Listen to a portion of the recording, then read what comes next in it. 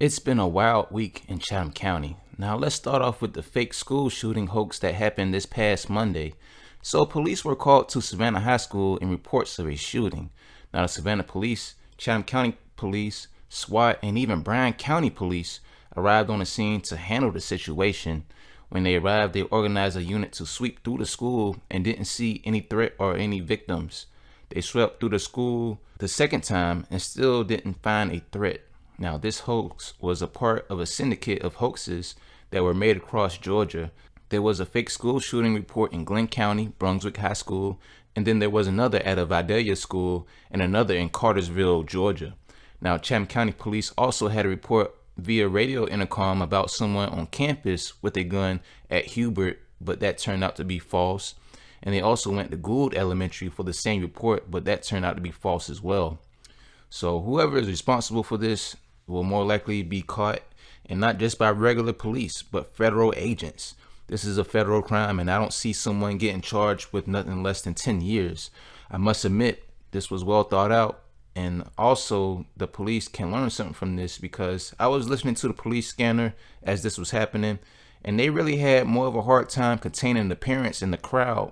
And also there was reports of students climbing the back gate to the school to, I guess, rescue people inside, which is a security breach, because what the hell was you going to do if it was a real threat in the first place and you decided to jump the gate? You don't got no gun. So police really had a hard time containing the situation, and I'm sure that they're going to look at this as a learning experience. But speaking about real shootings, officers responded to the 800 block of West 38th Street on Friday. According to police, a man has died as a result of the shooting. Now, it's been reported that the man killed is a 34-year-old neighborhood Crip by the name of Christopher Alexander Johnson. There is no update as far as the motive of the shooting, and no arrests have been made as of yet. And any other updates about this killing, I will let y'all know and keep y'all up to date as well. Now, we also had two other shootings in Savannah that thankfully were non-fatal. Now, the Savannah Police Department is investigating a shooting that occurred Friday on Commercial Court. That's off Hodgson Memorial Drive. According to police, a woman was shot in the 600 block of Commercial Court.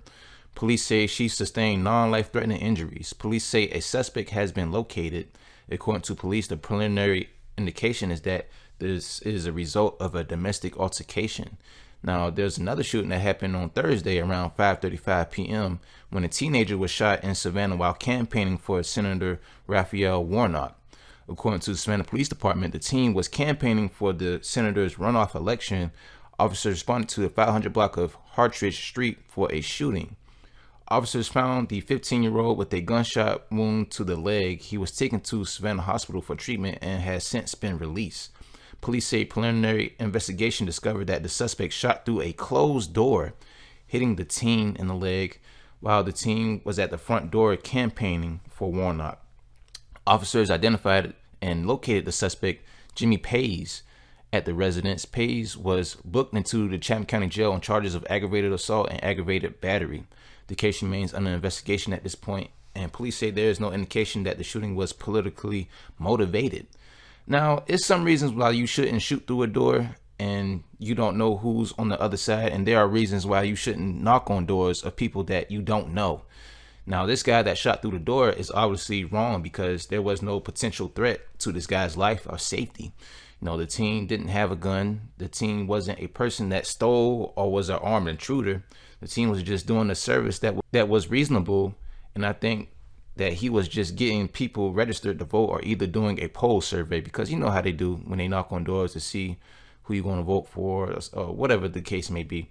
But now there are reasons why you shouldn't knock on doors that you don't know, because in this time of age, you have a lot of paranoid people, and the first reaction someone may have that is knocking on your door is to see who it is, and most people won't open their doors for people they don't know. Now, some people feel like this is trespassing just by knocking on someone else's door. You know, if you don't know this man or owe this man any money, or if it wasn't an emergency, I wouldn't be answering the door myself either. Now, we take it for granted when we was kids. You know, we used to knock on doors and run for our entertainment, but not thinking that someone would potentially shoot us in the back or leg. And the team wasn't trying to do anything bogus. And if the guy on the other side could see what the team motive was, All he had to say was, "I'm not interested. I'm sorry." Now you're in jail for a shooting charge, and more likely they're going to take your gun rights away from you just because you didn't investigate enough if the knock on your door was a threat or not.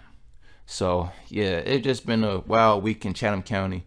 It's been shootings and hoaxes and, of course, murder. So, any other updates about any of these topics that I covered in today's news, I'll let y'all know as well and keep y'all up to date.